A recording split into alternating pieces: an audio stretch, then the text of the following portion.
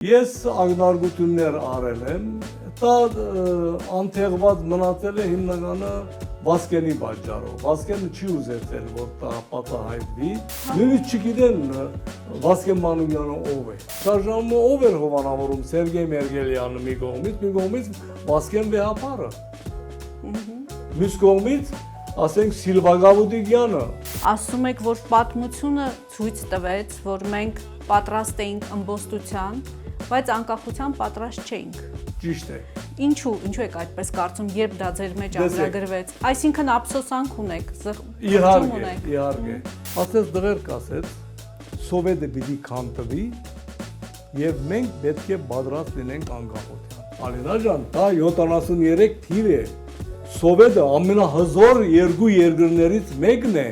Սա պատահայտեմ, որտեղ մարդ չգիտի սա։ Այո, բացահայտեք։ Եվ այդ ոսկին հանեցին, դարին Էրմիտաժը նորոգեցին։ Հիմա Էրմիտաժի ոսկին, որ ամբողջ շողշողում է, դա մեր ոսկին է։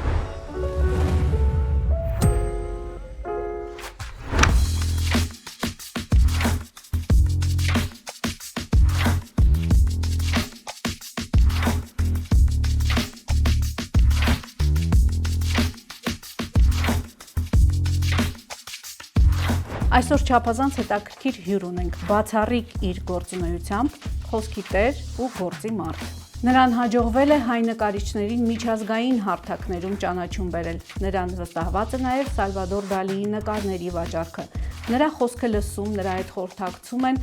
աշխարհի հարուստ կոլեկցիոներներ։ Բայց այս ամենից առաջ նա իր կենսագրությունը կերտել է ծառայելով Հայաստանի անկախությանը։ Մովսես Հերկելյան կամ Մովսես Ծիրանի։ Նա աշխարհի քաղաքացի է, բայց մշտական բնակության հասցե ունի նաև Երևանում։ Պարոն Հերկելյան, հիմա կարող ենք ասել, որ ձեր հիմնական հասցեն Երևանն է։ Շուրջ 15 տարի է, ապրում եմ 3 երկրների մեջ, 3 քաղաքների մեջ, ուրեմն Մոնտրեալ, Երևան եւ Լիբանան, բայց ոչ Բեյրութ, Անջար, իմ ծննդավայր գյուղս եմ ապրում։ Բայց ամենից շատ Երևան եմ մնում, դարին 2 անգամ գալիս եմ Կարնան եւ Աշնան, երբեմն ծվերը մնում եմ, գախում ունի մեր գործերից ոնց ենք անում, բայց ժամանակի մեծ մասը այստեղ եմ մնում Երևանում, որտեղ Երևանում ավելի հարազատ եմ զգում, այստեղ ունեմ ընկերներ, ընկերուհիներ, մտավորականներ, բաներ, անգերդորեն ասեմ, որ Մոնտրեալում կամ Բեյրութում հիմա մտքի ստեղծագործ մտքի մտավորականի սով կա։ Եվ որովհետև 10 տարի այստեղ եմ ապրել ժամանակին, արդեն ես իմ շրջապատս ունեմ։ Այսինքն ձեր հիմնական հասցեն կարելի է ասել, որ Երևանն է այսօր։ Երևի այդպես կլինի, այո, հիմնական հասցեն Երևանում եմ եւ ամենից լավ ինձիկս լավ եմ զգում հենց Երևանում։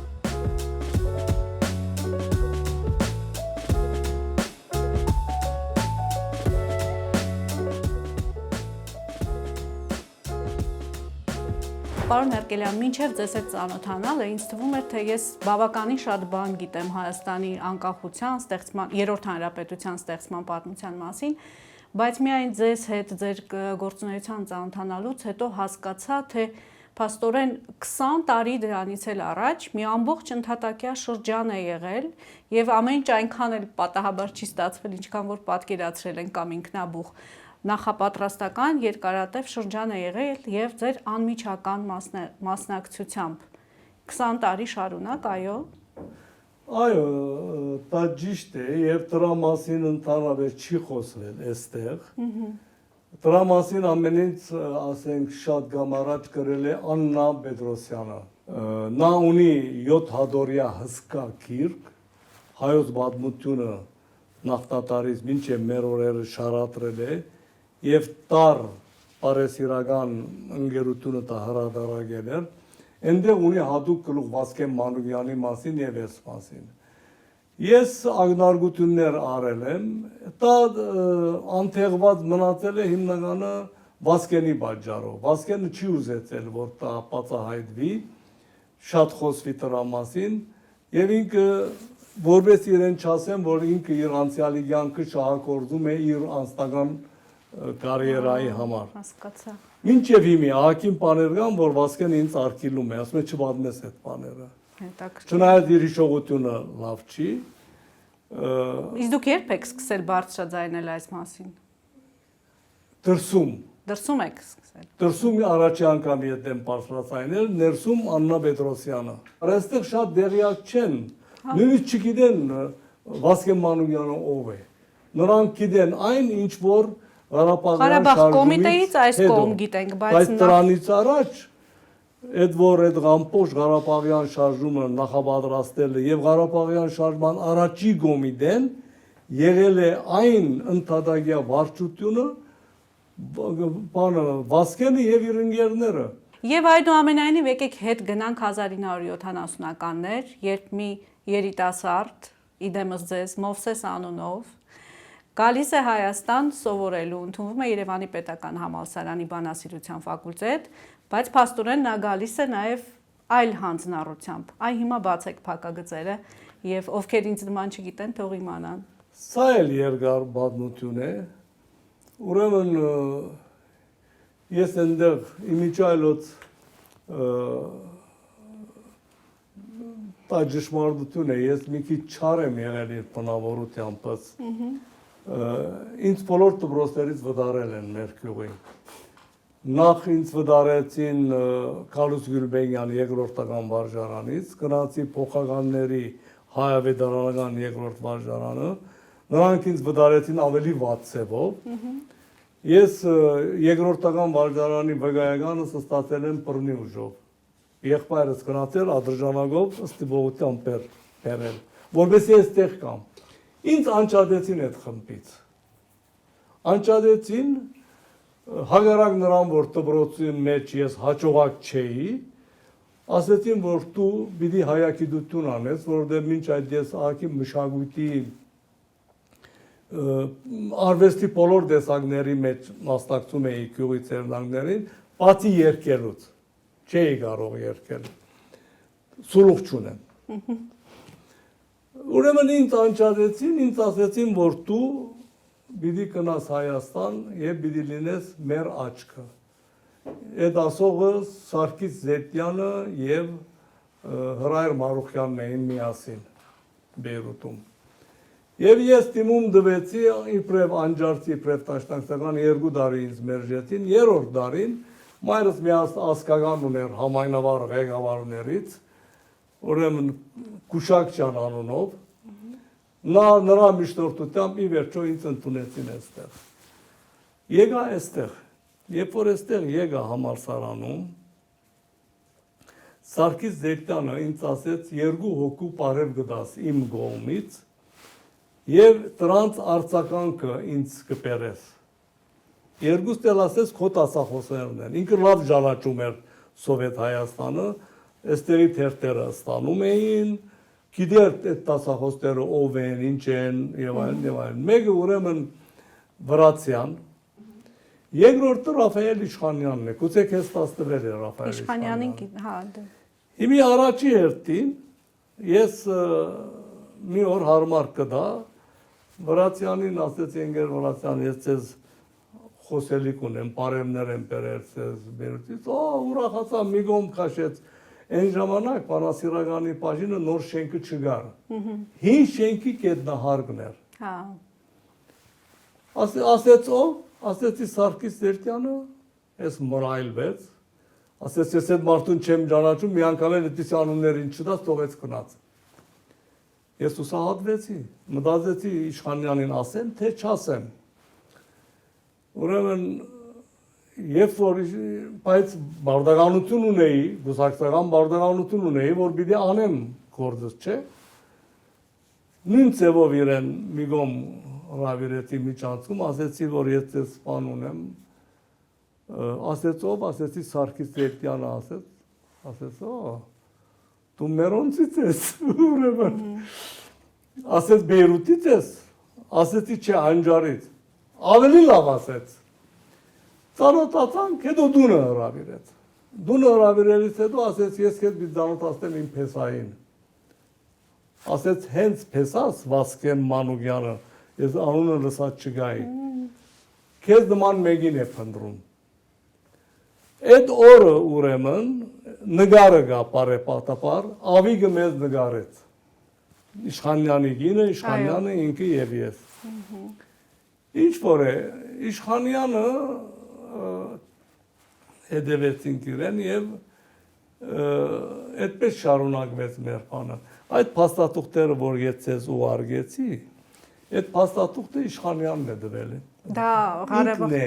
Ռազմիկ Տավոյանի հետ հանել էին այդ արխիվներից, բերին շատ քաղնի պայմանների դա։ Հետո այդ դպրոցների քանակը բանը, որ այդ փաստաթուղթը որ դրեցիք ես, դա էլ Իշխանյանը ինձ դվել էր։ Ես դա անկիր սովորել եմ, որովհետեւ կնամ այնտեղ արդակրեմ։ Որովհետեւ թուղթով եթե անցկացնեի բռնեին, իմ դեղս գիտես ուր գներ։ Երկու բառով ասեք ինչ էր գրված այնտեղ։ Այնտեղ հստակ գրված է, որ ինչպես տավատրել են, որ Ղարաբաղը միացնեն բանին Հայաստանին։ Եվ այնտեղ գա ազերիների գոմգուսի գետրոնական գոմիտեի որոշումը ոնց պիտի անեն։ Օրինակ, եթե դու գարտացիր, այնտեղ գա, որ ինչպես պիտի ռուս զինվորի սպանեն Սյունիքում, հանցանքը տնեն հայու վրա, ռուսերին եւ հայերին իրար հետ տշտամացնեն եւ այլն։ Դա որոշում էր, իրենց pedagogan որոշումներ տա։ Եվ այդ փաստաթուղթը այն ժամանակ հրադարակվեց Բեյրութում, անշուշտ չէին, չիմացան ոնց է դուրս եկել եւ այլն, թե չէ ես էլ Ռազմիկն էլ Իշխանյանն էլ կհայտնվեիք որտեղ որ հասկանալի է։ Խոսենք այն հանձնառության մասին, որ դուք այնուհետև անում էիք։ Դուք բերում էիք բագին թերթերը, բերում էիք գաղտնի գրականություն եւ փաստորեն տարածում էիք ամբողջ մտավորականությանը։ Կարելի է այդպես ասել։ Այո, այսպես էր, ուրեմն բերում էինք Պակին ամսակիրը, Աստակ Շապատորյակը եւ ազգային քրական Դաշնակցական քրականություն, ասենք Ռուպենի հուշերը,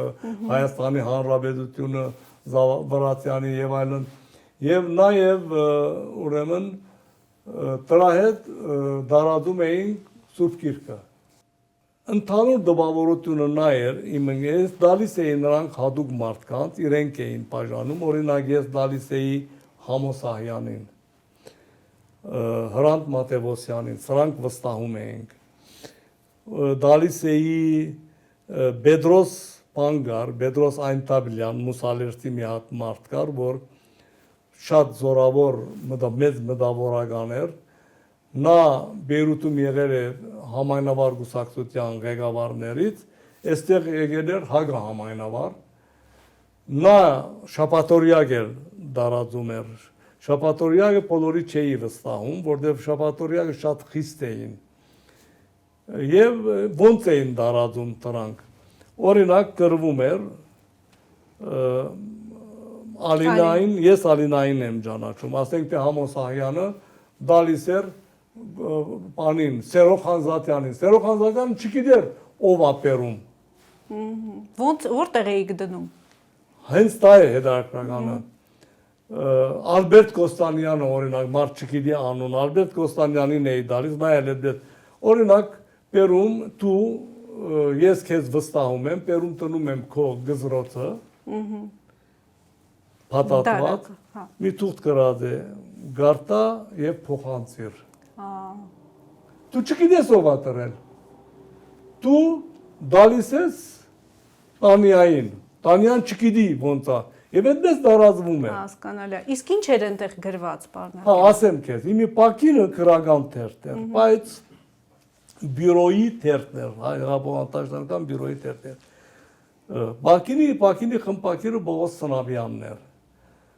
Բողոս Սնավյանը հավատարիմ գուսակցական էր, հլու հնազանդ գուսակցական էր։ Իր շեֆը Սարգիս Զերտյանն էր, բյուրոյի ներկայացուցիչը։ Սարգիս Զերտյանը կամ բյուրոն որոշել էր, որ Պակինը քաղաքականանա, ինչ իմաստով։ Այն ժամանակ դիսիդենտներ կային, հագախորհրդային, օրինակ Մոսկվայում գար Բաստերնագը, Սախարովը, ուրիշներ եւ այլն, այստեղ չգիտեին։ Եվ նաեւ այստեղ կային դիսիդենտներ, օրինակ Փարաջանովը դրանց մասին գրվում էր Պակինի մեջ, օրինակ Բաստերնակը գրող էր, իբրև գրող, հասկանում եք, բայց դա որոշումներ բան է։ Եվ այդ բաժանվում էր բոլորին հետ, բայց որոշ երդասարտների արգելվում էր, որ չվտանգենք նրանց։ Բա ոնց էր որ չէիք բռնվում։ Չէ որ KGB-ն ամենուր էր, այդ այո, գրողների մեջ էր։ ամեն մարդ գարձում էր, որ այդ պակինները, բաները մտնում են մեր սահմանից։ Նույնիսկ ընկերները, Սոս Սարգսյանը գարձում էր, որ այստեղից է գալիս։ Բայց այստեղից չէին մտնում։ Մի մասը մտնում էր բանից, Մոսկվայից, եւ բերում էր Աբրահամ Ալիկյանը, բայց Աբրահամ Ալիկյանը բերում էր ամեն մեկից մի օրինակ միայն։ Գամ Իրանունով էինք ուղարկում, գամ էլ սա ինքը չի ասում, բայց քանի որ մահացել է ժամանակի անցել, ես կարող եմ բացահայտել, որ ճշմարտություն է։ Ինքը կրավլիտի վստահելի մարդն էր Մոսկվայի։ Հայերենով ինչ որ գիրք էին բերում կամ թերթ, իրեն գանչում էին, ասում էին, ես ինչ է, վտանգավոր է, թե ինքն էր թույլ տալիս։ Երբեմն էլ իր ձեռքով, որտեղ իր հացեին ուղարկում էինք, բերում էր Ռազմիկի մոտ, Ռազմիկ Տավոյանի, եւ ես այնտեղ հանդիպում էի, կամ չէի հանդիպում, թողնում կնում էր։ Բայց հիմնական մուտքը Օդեսայից էր։ Հիմի չգիտեմ ինչքան ճիշտ է ասել ոնց Օդեսայից ոնց էր մտնում, բայց ասեմ, մտնում էր իբրև բորնո գրականություն։ Օրինակ։ Դա արգելված չէր։ Արգելված էր, բայց գաշարում էին պանին,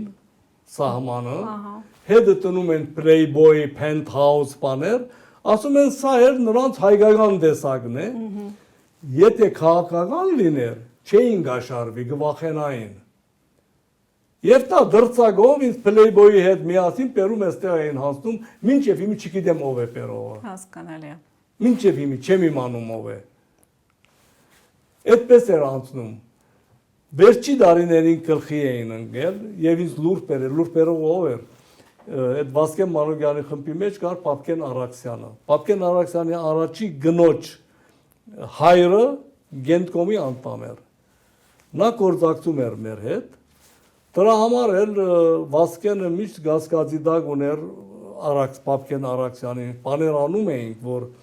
Պապկեն Արաքսյանից կաղրի էինք, պետք չէր իմանալ։ Նա ինձ լուրջ բերեց, որ քեզ հետ ավանդում են։ Ես վերջի 2 տարին շատ զսկուշ եղա։ Չկարողացան ապացուցել։ Դրա համար եթե ապացուցեին նվազագույնը ինձ 3 տարի բանտ էր հասնում նվազագույնը։ Էներ Սիբիրում։ Բայց ինձ այստեղից իբրև անպաղծալի դար վդարեցին 81-ին, ոչ թե այստեղից, ոչ թե Հայաստանից, Սովետից վտարեցին, հասկանալի է։ Գորբաչովի ադեն ներում եկավ, չվստահեցի չեկա, եկա 95-ին։ Մի փոքր էլ հետ գնանք, թարգմանչած տոներից խոսենք, փաստորեն մենք հիմա խոսում ենք այն շրջանի մասին, երբ հայ մտավորականությունը միավորվում էր, մի գաղափարի շուրջ դեպի անկախություն գնալու, եւ դա անկախությունից 20 տարի առաջ էր։ Այդ ժողովների, այդ թարգմանչած տոների ժամանակ բոլորս գիտենք թարգմանչած տոնը բոլորովին այլ նշանակություն ունի, բայց դրանք քաղաքական հավաքներ էին։ Ինչ էիք այդ ժամանակ։ Ես մի քիչ ավելի հետ կգնամ։ Ուրեմն 70-ից առաջ, 1970-ից առաջ Վասկեն Մանուկյանը սովորում էր Մոսկվայում։ Գիտեք, հայրը բաներ, այստեղ մաթեմատիկոս էր, ֆիզիկոս, բաներ, գիտնական էր, ուղարկել էր այնտեղ սովորելու։ Վասկենը խումբ է կազմել այնտեղ եւ ուրեմն 65-ին Եղևնի հիստամիակի առիթով ցույց էին կազմում, այստեղ ցույց էին կազմում, իրենք ցույց կազմակերպել են Մոսկվայում թրքական տեսփանանտան դիմաց։ Պատկերացրեք Սովետի ադեմ։ Սովետի ժամանակ։ Սրանց բռնել են։ Բռնել են, բան են արել, արձակներ են եւ այլն, մի քանի ամիս բանդը թողել են, հետո դուրս են թողել։ Ինքը այնտեղ բոլորին բադահման ծանոթացել եմ մի անձնավորության հետ, որ ես ասում էի դաշնակցության, տրանկարը պետք է դաշնակցական ակումբների մեջ կախեք։ Դա ուրեմն Համո Հովագիմի Հարությունյան, ծանոթ էր իբրև Ագիմիչ։ Համո Ագիմիչ։ Համո Ագիմիչ ծանոթ էր ինքը, բայց իր իսկական անունը սա է։ Գարակ բանի մեջ գա իր մասին, ամբողջ կենսագրությունը գա։ Համո Ագիմիչը եղել է սովետի ժամանակ Կանադայի սովետական տեսփանը, 6 տարի վերադառնալուց հետո աշխատել է արտգործ նախարարությունում իբրև խորհրդական։ Շատ աստեցիկ անձնավորություն էր բանի մեջ։ Խորհրդային իշխանության մեջ եւ խորհրդային բաները խոհանոցը լավ գիտեր։ Լսել էին, որ հայրենասեր մարդ է, մի քանի ընկերով գնացել են մոդը, Վասկենը եւ մի քանի ընկերներով գնացել են մոդը, սկիզբը նրանց ընդունել է վերաբահությամբ, հետո տեսել է, որ սրանք լուրջ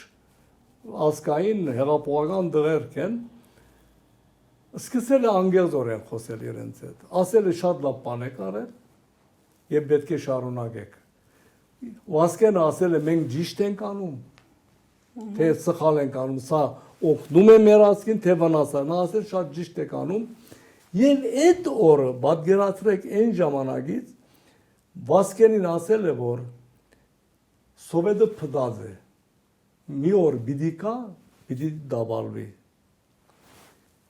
Ուրեմն Վասկենը գալիս է այստեղ համալսարանում դասախոս է լինում, խումբ է կազմում։ Հիմա այդ խմբի մասին խոսում են ուրիշները եւ այլն, բայց բոլորը Վասկենի գաղափարներն են, բայց ելի են բռնում։ Հետո ինքը մտածում է, որ ընդհանրակյա խումբ կարելի չէ կազմել այստեղ։ Կակեբեն ամեն տեղ մտած է եւ Իշխանյանը իրեն ասում էր, որ Վասկեն ջան ասում էր Սովետում, նաեւ Հայաստանում 3-ից 1-ը Կակեբեի աշխատող էր, նկատի առ։ Ուրեմն նա մտածում է, որ մշակութային բան անեն, գազագերբություն անեն, որ ոչինչ բայց խորքում լինի քաղաքական։ Եվ հիմնական նպատակներից մեկը նա էր, որ հավաքել մեր մտավորականությանը, որտեղ գիտեք, այն ժամանակ կառավարությունը անուղղակիորեն քաչալերում էր, որ 2-3 տեսակ գրող լինի, 2-3 տեսակ նկարիչներ լինեն, Զիրար Ադեն, որովհետեւ ինքը կառավարի կառավարելի նրան, ճարտարապետները, մյուսները, ուրեմն իր նպատակներից մեկն էր, իր եւ ընկերների, որ նաեւ դրանք համախմբենք եւ հաշտեցնենք։ Ես մտա այդ խմբի մեջ եւ ժողովներ էինք անում Վասկենի հիմակված դամ պատվանում։ Եվ այնտեղ պախտախաղ էինք խաղում, խումար էինք խաղում, աչիկո։ Իբրև թե մենք հավաքվում ենք աչիկո էինք խաղում եւ իրապես խաղում էինք։ Ժողով էինք անում, վերջանում խաղում էինք, բայց Վասկենը ինչ որի մեդաղի բան կար մեր մեջ, պանալի, տանակ, չգիտեմ ինչ եւ այլն, վզնոց այդ բոլորը հանում հավաքում էինք, դալիս էր Վարդուհուն, վեր էր հանում, որտեղ ասում էր, որ տեսեք այն ժամանակ Ագիմիչը իրեն ասել էր, որ եթե մի գդոր մեդաղ լինի քո դանը, Կակեբեն կարող է քեզ լսի։ Դրա համար այդ հավաքում էինք, ժողով էինք անում։ Ուրեմն անում էինք 3 տեսակ գործունեություն. կեր կաղնի, ինչպես շատ կաղնի, շատ կաղնի գործերը այսպես էին դասավորված, ով որ անում էր, մյուսները պետք չէ դերյակ լինեին։ Օրինակ, եթե ես եւ Վասկենը մի գործ ենք անում, մյուս բոլորը պետք չէ դերյակ լինեն։ Եվ Վասկենը, ասենք Հայկ Ղազարյան կար, որ հիմի գիտնական է, Հայկ Ղազարյանի հետ գործ է անում, մյուսները պետք չէ իմանան, որ եթե բռնվեն, մյուսները բան չունեն։ Գիսակաղնի գործ էինք անում եւ բացահայտ գործ։ Բացահայտ գործի մեջ էր մտնում այս թարգմանչած դոները։ Ուրեմն Մերգելյանը, որ մեր հովանավորներից էր, Մերգելյանը հոյագապ հայրենասեր մարդ էր։ Սերգեյ Մերգելյանի մասին է խոսքը, հա։ Սերգեյ Մերգելյանի մասին է։ Այո, Սերգեյ Մերգելյանը Հովանավորներից էր։ հովանավորում էր, այս շարժումը ով էր հովանավորում Սերգեյ Մերգելյանը մի կողմից Վասկեն Վեհապարը։ Մյուս կողմից, ասենք Սիլվա Գավուդիկյանին Վասկենը զանոթացել էր պանի մոտ, Ագիմիչի մոտ։ Շատ զարմացել էր, որտեղ Սիլվան այդ ադեն աշխատում էր Գավի Գոմիդեյում, Գավի Գոմիդեյի աշխատողը նշանակում է, որ ԿԳԲ-ի աշխատող է։ Բայց մենք վստահում էինք իրեն եւ իրեն ասում էինք Դիգին Սիլվա։ Չէինք ասում ընկեր։ Ինչ որ է, դրա մասին էլ գրել եմ, հուշեր ունեմ եւ այլն եւ այլն։ Ուրեմն թարգմանչած դոների նպատակը սա էր, ամեն տարի Մերգելյանի պանսիոնատում Ծաղկաձորում հավաքվում էին մոտ 150 անձնավորություններ, ընտանիքներով, 2-3 օրից մինչև 5 օր, նայած որ մեկ դարին, այնտեղ ուրեմն ամեն իրիկունը գերուխում էր լինում եւ ուրեմն տա ժողովներ էին անուղագորեն, ամեն ինչի մասին խոսում էր,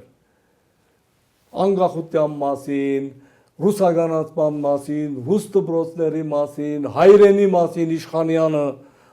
քանի անգամ տասախոսել է, ջարդարաբետները օրինակ Արթուր Թարխանյանը, ամբողջ մտավորականությունն է փաստորեն։ Այո, եւ բարեպատապար նկարները կան, նկարներն էլ ինչպես կան, մեր նկարում էր մեկը Վերա Հակոբյանի ամուսինն էր նկարում, հաղորդավարուհի Վերա Այո, հաղորդավարուհի ամուսինը, մենք գիտենք, որ դա ուղարկված է, բայց այդ նկարները մնացին։ Գոնե մի մասը գա հիմի, օրինակ խմբով նկարված ենք, գարամ հետո ցույց տամ, այդ 7 հոգին մենք յետևը շարված ենք, մեր առջևը նստած են Յոսիֆյանը գիտնական օրինակի համար, Գրիգոր Խանջյանը,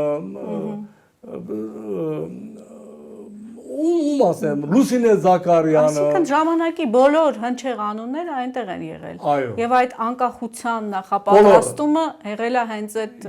տոների ժամանակ։ Օրինակ, Ջիմ Թորոսյան եւ Արթուր Թարխանյան իրար հետ չունեին։ Դեսականորեն չունեին։ Մենք կովկովի էինք բերում եւ նրանք խոսում էին իրար հետ, բարեկամանում էին։ Հասկանում եք։ Եվ դրանով հնարավոր դարձավ այդ շարժումը եւ հնարավոր դարձավ նախ զիրար ճանաչեցին այս խմբերը դարբեր գոմ ունեցող խմբերը քաղաքապարներ ունեցող մտավորականները սկսան մդերմանալ իրար հետ սկսան զիրար հրավիրել իրենց դուները բաները եւ որ հեղափոխությունը եղավ այս մտավորականությունը առաջնորդեց Այո։ Սոց Սարգսյանը ամենապաներից մեկն էր։ Մուշեղ Կարշյանը, որ նահատակվեցավ, զոհվեց եւ այլն, միշտ գալիս էին Ռազմիկ Տավոյանը, Աննա Պետրոսյանը, ում ասես, բոլորը եղել են։ Համախմբվել են։ Արաշիրազը եւ այլն, եւ բոլորի անունները կան։ Իսկ Վասկեն Վեհապարը 1 կամ 2 հոգեվորական ուղարկում էր մեր մոտ իբրև ներկայացուցիչ։ Լավ, պարոն Հերկելյան, եւ այս շրջանը ուղղակի ամփոփենք, ձեր ինտերվյուներից մեկում դրոշակ օրաթերթում կարդացի, որ ասում եք, որ պատմությունը ցույց տվեց, որ մենք պատրաստ էինք ըմբոստության, բայց անկախության պատրաստ չէինք։ Ճիշտ է։ Երբ դա ինչու եք այդպես կարծում, երբ դա ձեր մեջ ամրագրվեց։ Այսինքն ափսոսանք ունեք, զղջում ունեք։ Իհարկե։ 73 թվին մենք նստած էինք Վասկենի բադվանում 7 հոգի, Վասկենը նոր վերադարձել էր բանից։ Նա գավ ուներ Յակով Ծառուբյանի հետ, Պաղրամյանի հետ, այսպիսի մարդկանց հետ գավ ուներ։ Մինչ այդ մահացած էր Ագիմիչը։ Դրանց հետ խորհրդա Ծառուբյանը մեծ հերոս է ինձ համար։ Թեգուս Պաղրամյանն էլ իբրև հայրենասեր մարդիկ։ Պատկերացրեք Ծառուբյանը ինքը վավերացրեց Եղերնի բանը։ Այո, հուշահամալիրի կառուցումը, հա։ Ինքը օրինակ Մուսալերան 40 օրը գիրքը հագարակ նրան Մոսկվայից իրեն զանգեցին, որ չհրաբարագեց, նույն գիշերը հրաբարագել դվավ, պաժներ դվավ բաներին, մի օր հետո սկսավ հավաքել, որ արդեն պաժանված էր։ Այդպիսի մարդ էր Զարոբյանը։ Զարոբյանին մյուսը տավատրեց իրեն։ Բրիլյանտովիչ էին ասել, ինչ էր անունը։ Այս երկուսին դեսնելուց հետո, անտիբելուց հետո եկավ մեր մոտ եւ զեկուցեց։ Ասեց դղերք ասեց, սովետը պիտի քանդվի եւ մենք պետք է պատրաստ լինենք անկախությանը։ Ալինա ջան, դա 73 թիվ է։ Սովետը ամենահզոր երկու երկրներից մեկն է։ Բուրկի պես կապված են Գետրոնը, Պոլիտբյուրոն, Բրեժնևը եւ ոնց կքանդվի է։ Անհավանական էր այդ ժամանակ։ Մենք չհավատացինք, բայց Լուդվիգը մեզ Լուդվիգ Խաչատուրյանը ասեց, որ քաղաքականության մեջ ամեն ինչ պատահում է, ասեց։ Մենք պետք է պատրաստվենք անկախության։ Եվ Զարոբյանը անկախության էր պատրաստվում, մեկը ինքն է ասել Վասկենին, ինչ էր անում։ Սա բացահայտեմ, որտեղ մարդ չգիտի սա։ Այո, բացահայտեք։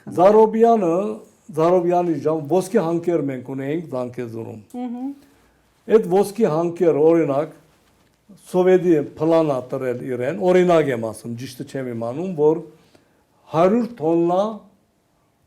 ոսկի պիտի հանես ամեն տարի։ Եվ դրա համար պետք է ասենք, պետք է 1000 բանվոր։ Ինքը աշխատում էր 2000 բանվոր եւ 100 տոննայի դեղ հանում էր 2000 տոննա, օրինակ։ Այդ ավելորդը բահում էր Էջմիածին բանի մոտ, Վասկեն վեհապարի մոտ։ Որբեսի երբ որ Հայաստանը անկախանա, Հայաստանը ունենա փող ունենա։ Այսպես հերադես դրա ինչու եմ ասում Զարոբյանը հերոս էր ինձ համար։ Բայց իր հաջորդը դեսավ տա Անտոն Քոչինյանը։ Անտոն Զապիտայիչ։ Ես իր մոտ եղել եմ Զարգացորի իր հանգստատունը եղել եմ Սոս Սարգսյանի հետ։ Սոս տա ինձ տարել։ Ուրիշ պատմություն է դա։ Սոսը հրահանգում էր իրեն եւ լավ գործեր անում էր հետո։ Ասում էր դու բարդավոր ես անելու, դու բարդ կունեցես ժողովրդին։ Ինչ որ է։ Սոսն էլ էսպիսի քաչ մարդ էր։ Ուրեմն Անտոն Քոչինյանը իրեն ձախեց, իրեն դարան Մոսկվա, իրեն տրին ինչ-որ հյուրանոցի դնորեն, այսինքն բահակ։ Քոչինյանը եղավ առաջի քարտուղար։ Եվ այդ ոսկին հանեցին, դարին Էրմիտաժը նորոգեցին։ Հիմա Էրմիտաժի ոսկին, որ ամբողջ շողշողում է, դա մեր ոսկին է։ Հիմի, սա ինչու պատմեցի, որ Քոչինյանը այն ժամանակից պատրաստվում էր անկախության։ Հիմի եւ ուրեմն Զարոբյանը իրեն ասել է, որ լուր գուարգեք դաշնակցության, որ դաշնակցությունը պատրաստվի անկախության։ Հիմի այս լուրը անշուշտ ես չէի հավատում։ Անգեղորեն մյուս ընկերներս էլ չէին հավատում։ Չէի հավատում, որ պիտի փլուզվի։ Չէի հավատում, որ կփլուզվի, այսպիսի հսկա երկիր։ Հավատացողը Վասկենն էր եւ բանը Լուդվիգը։ Ես գնացի այնտեղ հաջող ինձ ընդունում էին գաղտնի պայմանների տակ Սարգիս Զերտյանը եւ Հրայր Մարուխյանը միասին։ Ասեցի, այսպիսի պատկամ գա։ Հրայր Մարուխյանը, որ ավելի խորամանկ էր եւ հերադես, այդպես էր ճանաչված, ասեց, որ սա այս լուրը մեզ ուղարկում են ոչ թե մեր ընկերների կողմից, KGB-ի կողմից, որովհետեւ իմանան, որ մենք պատրաստվում ենք անկախության, թե չենք պատրաստվում։ Բայց Սարգիս Զերտյանը ասեց, այն ինչ որ Լուդվիգը ասեց, նույնիսկ եթե դա այդպես է, մենք անկախության պետք է պատրաստվենք, որովհետեւ քաղաքականության մեջ ամեն ինչ էլ պատահում է։ Երբ ինչ կլինի չգիտես։ Դաշնակցությունը փորձեց պատրաստվել, բայց չպատրաստվեց։ Իսկ մենք Վասկեն Մանուկյանը, ես չեմ ասի ոնց ցերկ էինք բերել, Ձերք էինք բերել այն ժամանակ զենք։ Եվ եթե հիշում եք Վասկեն Մանուկյանը, երբ որ առաջի խումբը գազմեց, ոչ բանակ, առաջի խումբը այդ զենքերով գազմեց։ Բայց էլի անկախության պատրաստություն չէր, գաղափարապես էլ մենք խոսում էինք այնտեղ անկախության մասին։ Այնտեղ խոսվում էր անկախության մասին, բայց էլի չէիք պատկերացնում։ Եթեով էինք խոսում։ Ասում էինք պետք է մենք անկախ լինենք, անկախություն մեզ համար լավ է եւ այլն, բայց նույնիսկ ասողները իրենք վերաբահությամբ էին ասում, որ նման հնարավոր բան կլինի։ Մենք քաղաքականապես էլ պատրաստ չէինք, չունեինք այն քաղաքական կադրերը, ինչպես առաջի անկախության ժամանակ չունեինք։ Ու արգում են Լևոն Շանտը եւ Ահարոնյանը, որ կրողներ են։ Դրանք ոնց կարող են Լենինի նման աղվեսի հետ նստել եւ բանակցել, ոնց կարող են։ Հիմի էլի չունեցանք։ Էլի չունեցանք, բայց գոնե Վազգեն Մանուկյան կար դաշնակցություն։ Բայց Վազգեն Մանուկյանը կար, Վազգեն Մանուկյանն էլ դե իրեն դեղ չդվեցին, որովհետեւ ինքը ոչ մի արտաքին ուժի հետ չկործակցեց։ Նրա հանցանքը դա էր եւ Վասկեն Մանուկյանը չշահագործեց իր դիրքը։ Վասկեն Մանուկյանը այսօր հազիվ է ապրում տնտեսապես։ Սուտ է այն բոլոր զրբարտությունները, որ իր մասին ասում են, որ փողացարկել, բանարել, ես իրեն ճանաչում եմ 45 տարիներից ի վեր, հիմի էլ եմ ճանաչում, Վասկեն Մանուկյանը մնացել է մաքուր հայ, մաքուր մարդ։ Չհավատակ, որ նա վատ մարդ է եղել։ Նման սևացրեցին, որովհետև մաքուր է։ Հիմա գանք ձեր մյուս գործունեությանը, որովհետև դուք արվեստաբան եք եւ դոկտոր արվեստաբանության։ Պարոն Երկելյան, 30 տարի առաջ շուրջ, եթե չեմ սխալվում, ստեղծեցիք Նոյան տապանը Լիբանանում։ Այո, 30 տարի առաջ։ 30 տարի առաջ։ Եվ ցուցասրահ բացեցիք եւ նպատակ ունեք հայ նկարիչներին միջազգային արենա հանելու, ճանաչելի դարձնելու եւ նաեւ վաճառելու ինչ խոսք նրանց աշխատանքները։ Եվ ավելի քան կամ շուրջ ավելի շուտ 40 ցուցահանդես եք կազմակերպել միջազգային, ձեզ հաջողվել է 40 37-ը։ Հա, 37-ը հետ չեմ հաշվում։ Իսկական 37 միջազգային ցուցահանդեսի ոչ թե գազագերբել է։ Ներկայացրել եք մեր Մեր գազագերբումը չեմ հաշվում։ Միջազգային դոնավաճառների, որ մեծ ընկերություններ են գազագերբում, մենք մասնակցում ենք, ներկայացնում ենք հայ արվեստ։ Այո, եւ դա Բուենոս Այրեսից մինչև եւ բոլոր Եվրոպան, մինչև Սինգապուր, Բեյջինգ եւ այլն եւ այլն։ Այո, ես մի քիչ կարդացի, ծանոթացա եւ հասկանում եմ, որ դուք այս մասշտաբի միակ գալերիստն եք հայ ազգի, այո։ Այո, մեր հայ գալերիստներից մի քանի հատը փորձել են 1 կամ 2 անգամ դուրս գալ այդպիսի դեպքեր, բայց չեն հաջողվել։ Դա հեշտ չի։ Եթե Գագոսյանը պիտի հաշվեն, Գագոսյանն էլ հայ արվեստ չի ցուցադրում։ Ոնց է ձեզ հաջողվել այդ արենա հանել մեր նկարիչներին մեկ հարց եւ երկրորդը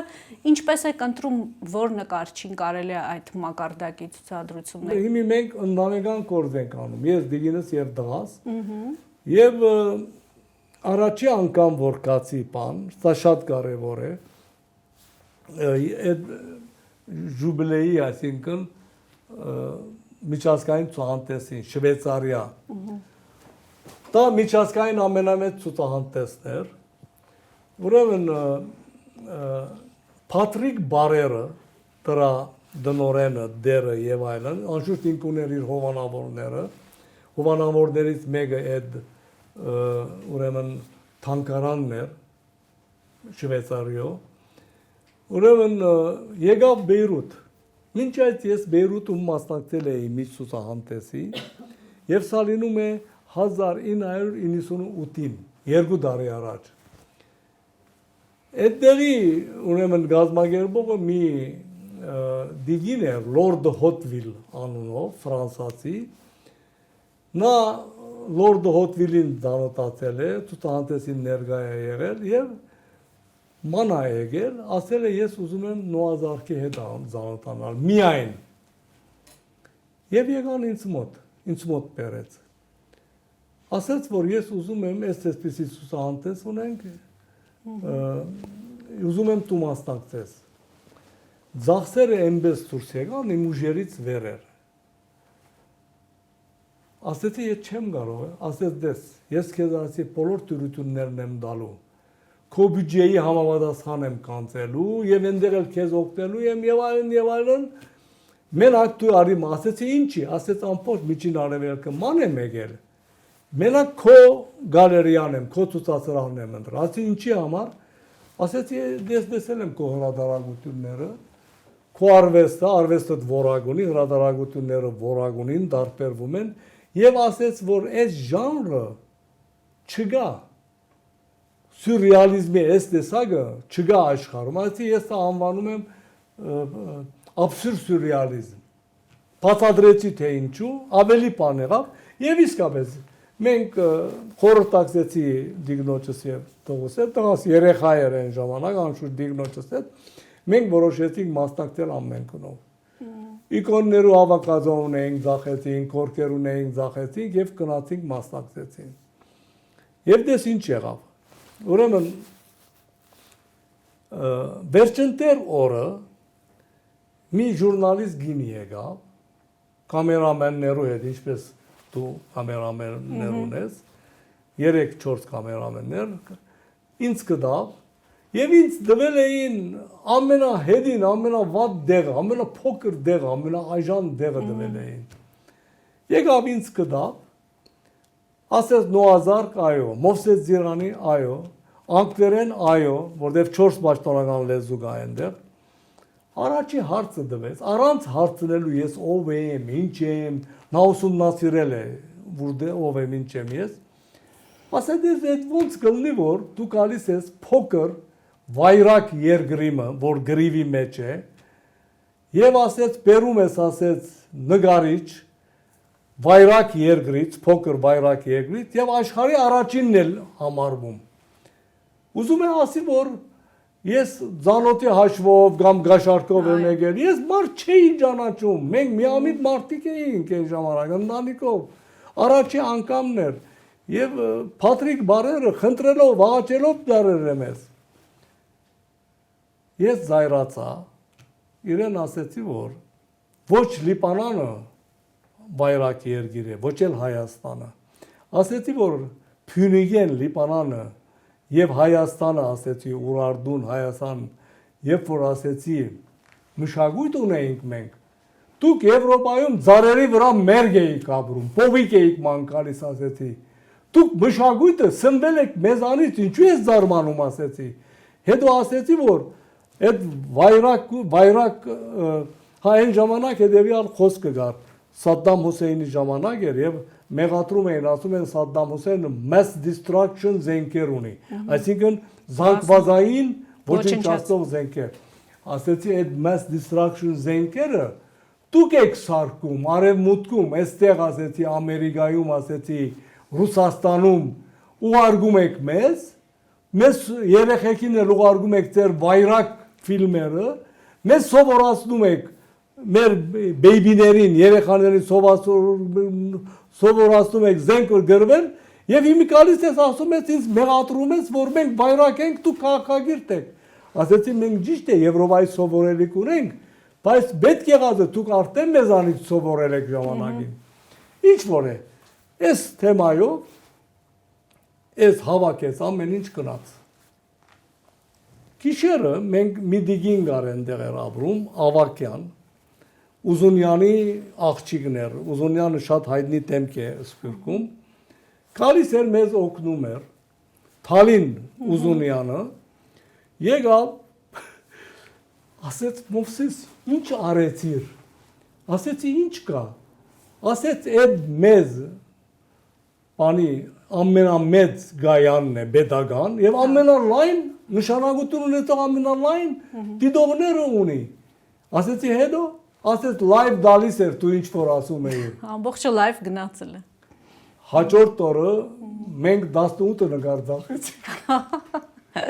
Դա ձեր առաջին փորձն էր փաստորեն։ Առաջին փորձ էր, եւ դա պատճառ եղավ, որ մենք մինչեւ հիմա ամբողջ աշխարհում ստանում ենք հրավերներ միջազգային ցուցահանդեսներից եւ մենք ենք ընտրում։ Մենք ուրիշները պետք է իրենք դիմեն, կարող են ընդունեն կամ չընդունեն։ Թվարկեք, խնդրում եմ այն մի քանի նկարիչների անունները, ում որ աշխատանքները ցուցադրում եք հիմա այդ ցուցահանդեսներին եւ ում որ աշխատանքները վաճառում եք։ Հիմա դες ինչ եղավ, ուրեմն այս կոവിഡ്ի ժամանակ միաժամանակ սկսեցին գրիվները, Բեյրութը քանտվեց, մեր գալերիան քանտվեց, այդ մեծ ռումբը որ բայտեց առաստաղից դեպերը թափեցին, մավագի չմնաց եւ այլն, ուրեմն դղաս, որ արդեն մեծացել է եւ արվեստապանություն է սովորում, ավելի արտուն գտնվեց, մենք մեր հայացքները ուղղեցինք Զայրակուն արևելք։ Հիմա շուգա ենք պատել այնտեղ եւ լավ շուգա է Թոկիոյից, Չինաստանից, Սինգապուրից, Մալեզիայից մինչև Ավստրալիա։ Մի քանի մեծ ընկերությունների հետ ենք աշխատում եւ դրանց մենք վաճառում ենք հիմնականում Euros այս մեկը Բերտ Չակեջյան կանադահայ Բերտ Չակեջյանը որ մի 5 տարի 6 տարի առաջ բնավ չեր ցուցադրվել որտեղ պետք չուներ նյութականի երբ որ դարինք իրեն բան մենք վերջին անգամ 18-ին ցուցադրել Մայամիում ցուցադրել էինք իր բոլոր գործերը վաճառվեցին հետո սկսեցինք Չինաստան եւ այլն այս երկուսը հիմնականում վաճառում ենք նաեւ Վահրամը անշուշտ հատկապես Ավստրալիայում Ճապոնում Տոկիոյում վաճառում ենք abstract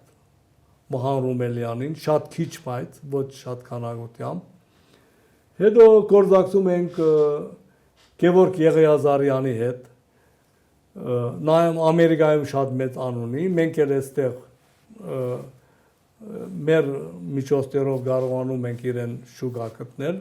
Հայաստանաբնակ նկարիչ կա նրանց շարքում Գևորգը բնակվում է Ամերիկա եւ այստեղ Հիմի նոր եկավ Ամերիկայից Ամերիկա շատ հաջող ցուցահանդես էր դվել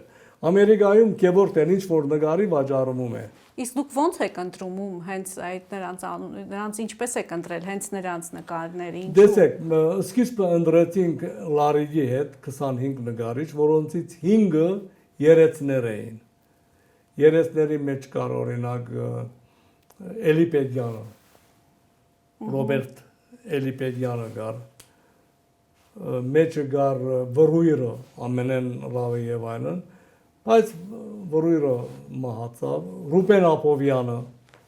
Ռուբեն Ապովյանն ալ մահացավ Ռուբեն Ապովյանի հետ շատ լավ աշխատել ենք մենք շատ լավ գործակցել ենք բայց դժբախտաբար չեմ ուզում անունները տալ Դավիթ Տավտյանին հետ աշխատում ենք այս մեկը բայց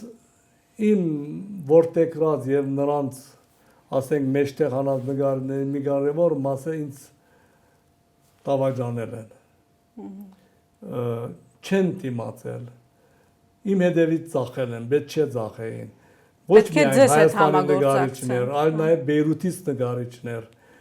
ես դաստիարակվեցի հիմի բոլորի հետ չեմ գործակցում եմ նրանց հետ որոնք իսկապես վստահելի են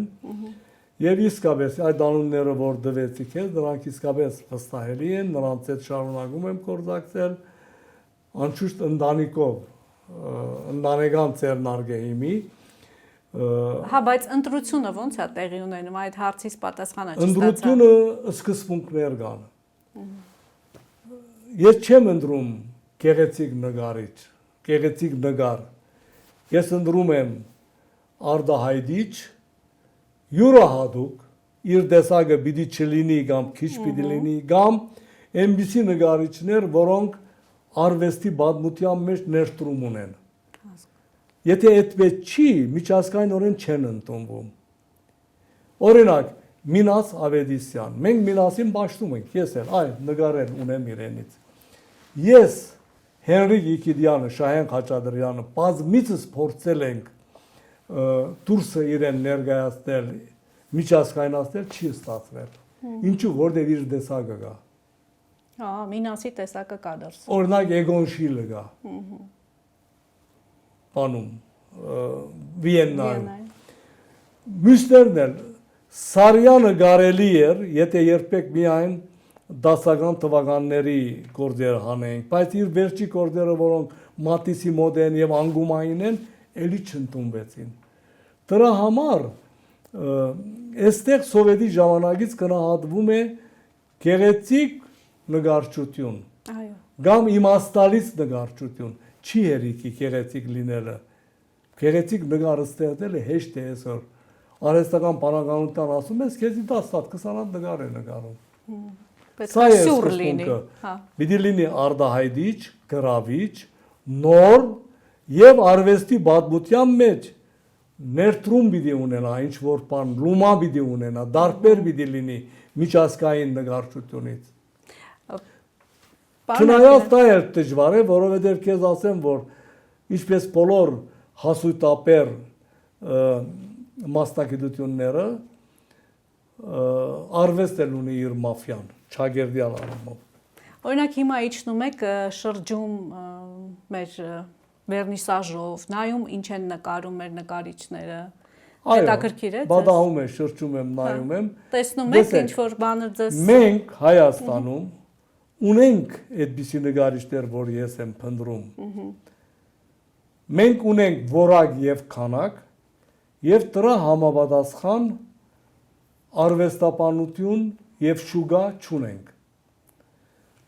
Իմ մոդիկ ընկերներից նախկին ամբիոնի վարիչը արվեստաբանության համալսարանի Լևոն Չուկասազյանը մի հոդված էր գրել մի անգամ, մեզ պետք է արվեստաբանների բանակ։ Ես արձագանքեցի, այդ թեմայով մի քանի հոդված գրեցի։ Եվ այն միտքը, որ արվեստաբանությունը հաց չի երցնի, դա սխալ է։ Օրինակ ես հաջողած մարդ եմ, թե իբրև արվեստաբան գրող միջազգայինորեն, միջազգային ամենամեծ թերթերի մեջ գրել եմ, ասել եմ, թե Fine Art Magazine, որ պատկանում է Forbes ընկերության, մինչև հիմա ես աշխատակցում եմ դրան։ Մոնակայում հրատարակվել է Lux Immo, կամ նույն ընկերությունը մի թերթ էր հրատարակում 5 քաղաքների համար, Լոնդոն, Փարիզ, Մոնակո, Մոսկվա եւ Նյու Յորք։ Եվ 4 լեզվով էր հրատարակվում։ Ես աշխատակցել եմ դրան։ Եվ իմ հոդվածները թարգմանվել են իսպաներեն, ֆրանսերեն, ռուսերեն, նույնիսկ արաբերեն։ Այսինքն կա պահանջարկը եւ այո, իմ հոդվածները իրենք են խնդրել ինձ, ես չեմ դիմել։ Պարոն Հերկելյաններից եք ընդհատում եմ, բոլորին հաստատ կհետաքրքրի ինչ գների մեջ են, օրինակ կարելի է թիվ բարձրաձայնել այդ նկարները ինչ արժեք ունեն։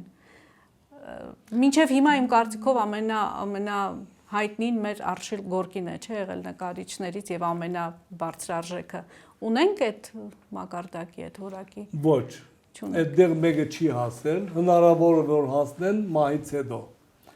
Արշիլ Գորկին սոված մեռավ։ Այո։ Ես հանդիպել եմ իր քրոջը Սատենիգին Բոստոնում կամ մի հատ կոլեկցիոների բանում, Արշիլ Գորկին, 2 Արշիլ Գորկի ուներ, Հազարյանը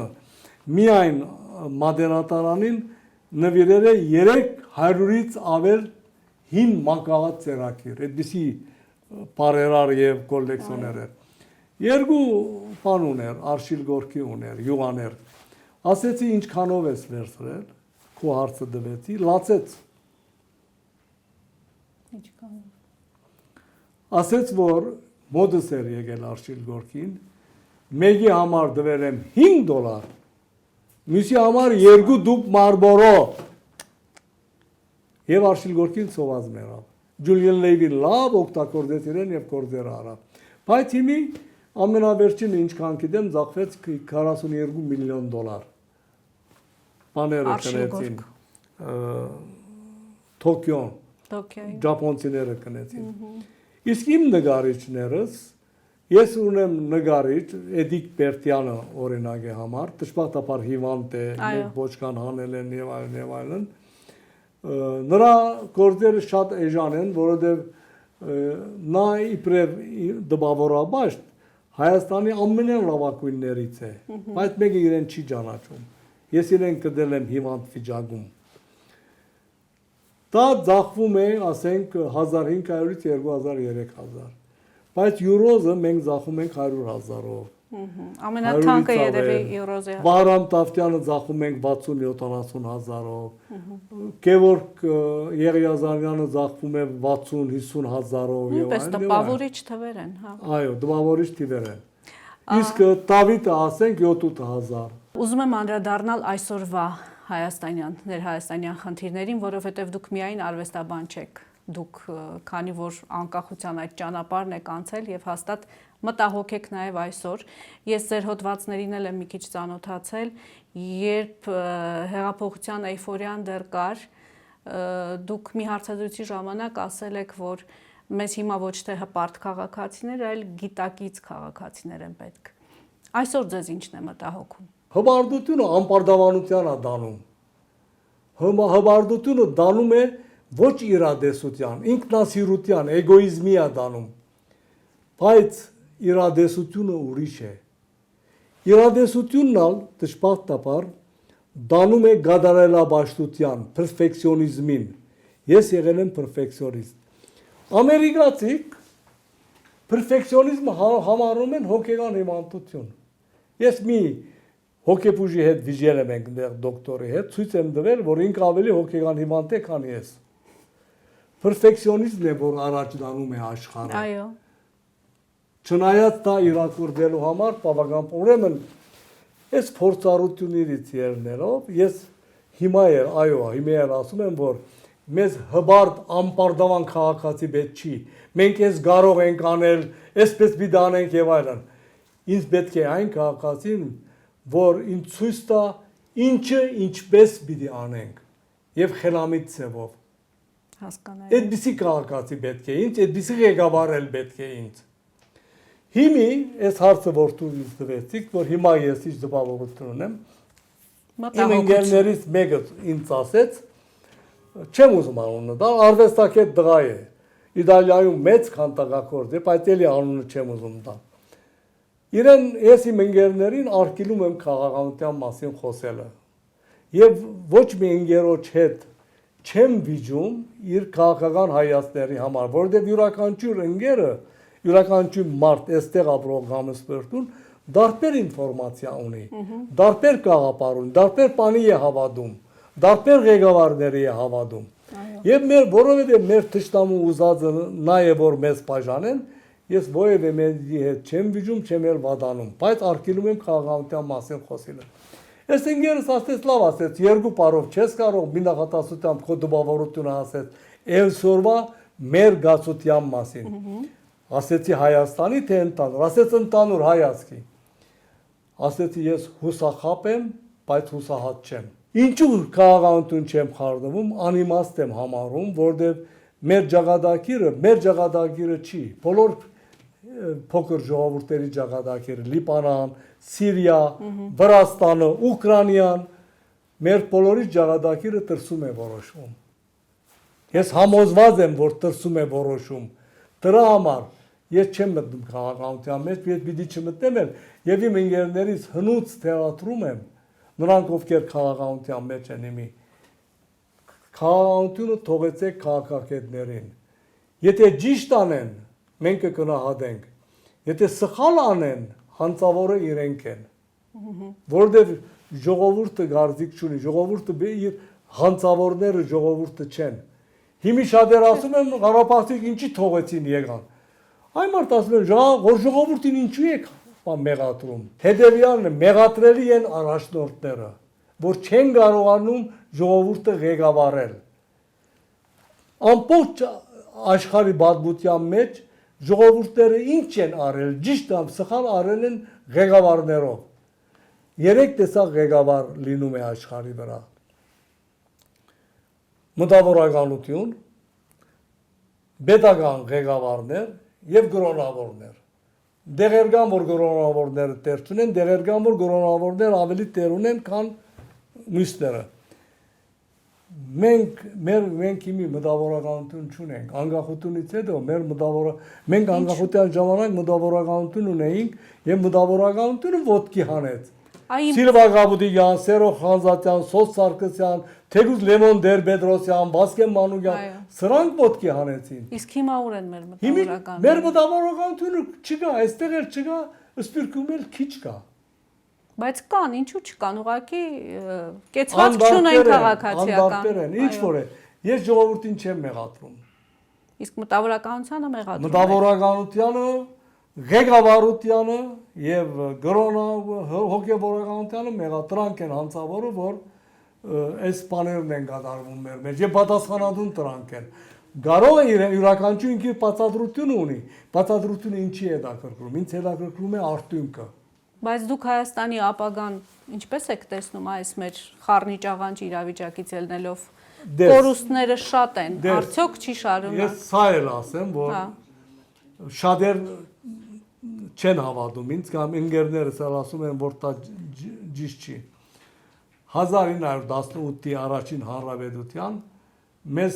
փրկեցին անգլիացիք։ Անգլիացիք թուրքերին ասեցին՝ գեցեք, նրանք մտնում էին Պաշտպանանից եւ նրանք մեզ թողեցին իբրև խաղակարդ։ Երբ որ տեսան, որ Սարդարաբադում այս գրվող ժողովուրդ է, հաղթող ժողովուրդ է, քաջ ժողովուրդ է, ասեցին սրանք պիտի վահենք։ Հիմի էլ մեզ պետք է վահեն այդ ուժերը, առաջին հերթին անգլիացիք, որովհետև մեզ չեն վերացնի այստեղից։ Դրա համար ես հուսահատ չեմ։ Էլի մեզ պիտի վահեն, արևմուտքը մեզ պիտի վահի, որբեսի թուրքերին սպառնալիք լինենք, ոչ թե որովհետև մեզ սիրում են։ Հասկանալի։ Իմ հույսս դա է։ Ուղղակի մենք պիտի ձեր ասած խաղակարդ լինենք, էլի, որ պահեն։ Բոլոր փոքր ասկերի ճակատագիրը սա է, հնուց էսպես է, սրանից փախուս չի գա։ Դու չես կարող, եթե կան ասենք Շվեյցարիոն նման դեղեր, Շվեյցարիան ուրիշ բնույթ ունի։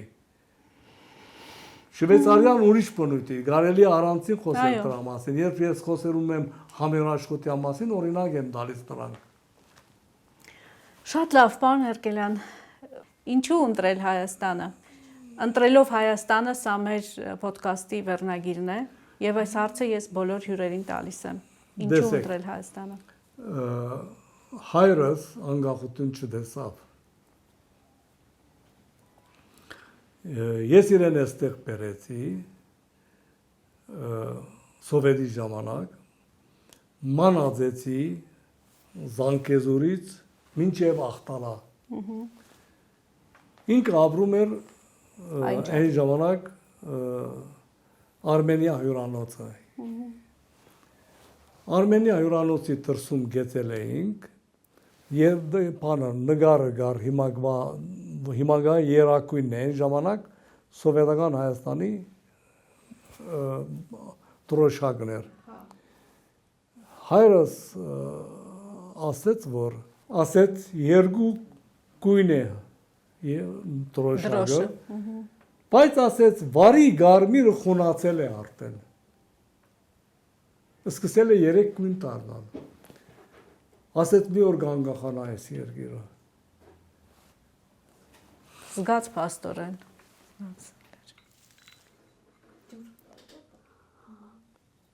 Ինքս զսպեցի, բայց այստեղ չստացվեց։ Բայց պիտի ասեմ։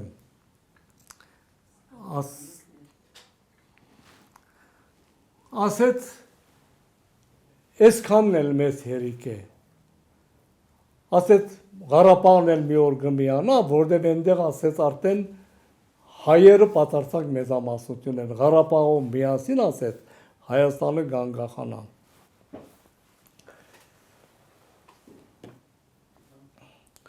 Գկաս ասեց կերեզմանից կկրես, որ Հայաստանը անկախացավ։ Երկրորդը ասեց անպայման Հայաստան կունենաս դուն եւ հողամաս։ Կատարել եք այդ պատգամը։ Որտեղ որ ապրես ասեց անկախ Հայաստանն է մեր դեղը։ Որովհետեւ սա է մեր ճակատագիրը։ Եվ Հայկ Նահապետին հայո հետ։ Ասաց այդ մարդը ուրիշ տեղ չի կդեր ասեց, այս քարքարոտ երգիրը թշնամիներով շրջապատված։ Ասեց Լիբանանը գա, Գիբրոսը գա, Գիլիգյան գա, ասեց։ Եկել է այստեղ ասեց շատ վատ դեր է, բայց ասեց մեր ջագադակիրը սա է։ Լավ լինի, հայուն ջագադակիրը Հայաստանն է։ Եթե ուզում ենք գոյատևել, եթե ուզում ենք հայ լինել, մեր դեղը սա է։ Իմ դեղս, իմ ընտանիքիս դեղը սա է։ Շնորհակալություն, պարոն Երկելյան։ Ես կուզենամ, որ ավելի երիտասարդներն էլ ձեզ ճանաչեն, ինչպես ես նաև ձեզ բացահայտեցի, չէի պատկերացնում։ Անկեղծ ասած, որ այսքան ինֆորմացիա ունեք, իհարկե ձեր նյութերը կարդացի, շատ ասելիք ունեք եւ ես հույս ունեմ, որ այդ ասելիքը հետո էլ կփոխանցեք այլ ֆորմատով, ֆիլմի ֆորմատով եւ այլն։ Շնորհակալություն ձեզ, երկար կյանք, որ ձեր անելիքները բոլորը ինչ պլանավորել եք հասցնեք եւ մեզ էլի շատ ու շատ հետաքրքիր բաներ պատմեք։ Խնդրեմ, ես էլ շնորհակալ եմ ձեզանից, որ կազմակերպում եք ոչ միայն ինձ այսպիսի հաղորդումներ, բայց մի բան ասեմ, որ վերջին 10-15 տարին մենք գրեթե չենք խոսում մեր միջազգային նվաճումների մասին, թե իբրև արվեստի արևդրական եւ թե իբրև արվեստապան, որովհետև դա գտնում ենք ոչ շինիչ, դժբախտաբար թե այստեղ թե Բեյրութում շատեր լավ չեն ընդունում այդ մեր նվաճումները, բաները, բայց փորձում ենք այստեղ օգտակար լինել թե տասախոսություններով, թե հիմի անցյալներս ես հանդիպեցի բադահապար նկարիչների միության նախագահին, շատ լավ դպավորվեց իր մեկ գիրտ լավ դղա է, ինձ դվեց թերթերը դες, որ իրենք հրադարակում են, եւ ուզեց, որ ես ամեն կնո պիտի օժանդակեմ տրան, ամեն ինչով, այնինչ որ նպաստում է հայրենի մշակույթի, հատկապես գերբարվեստի զարգացմանը, ես պատրաստ եմ անելու։ Օգնում եմ, ասենք, արվեստագիտության համտեսին, ակադեմիայի հրադարակած, կամ էգո Լուսիա Մեհրաբյանի հրադարակած այդ բարբերականին եւ այլն։ Օգնում եք, խնդրում եմ, ինչ որ խնդրում եմ ինձանից, թե տասախոսություն անում եմ, որովհետեւ ինչպես որ ասեցի, մենք ունենք հայրենիքում քանակ եւ որակ, դրա համապատասխան արվեստապանություն չունենք, դրա համապատասխան շուգայեր չունենք։ Այո։ Շատ կարևոր է այդ շուգան։ Այստեղ ամերիկյան համալսարանը որոշում էր մի ամբիոն բացել արվեստագիտության, գլխավոր բանը պիտի լիներ ինչպես Հայաստան, ինչպես արվեստագետը մտնի միջազգային շուկա։ Այսինքն արվեստ եւ արևդուր։ Եւ ինձ հրավիրել էին իբրև տասախոս, իբրև փորձառու անձնավորություն։ Դժբախտաբար այդ գազագերբող աղջիկը կովիդով բանով հիվանդացավ, գնաց Ամերիկա չվերադարձավ։ Չեմ իմանում ինչ եղավ։ Այդպես էլ Երանի լիներ, որովհետև մեր արվեստագետները հաջող դուրսը գնում են, ցախողվում են, որովհետև իրենք դակավի սովետական տրադիցիայով են մոդենում։ Իսկ արվեստի արևդուրը ունի իր խաղերը, իր գերբերը, իր ծևերը ունի, որուն ծանոթ չեն։ Այո, ցավոք սրտի։ Հաջողություն, ձեզ եւ մեր արվեստագետներին։ Շնորհակալություն, պարոն։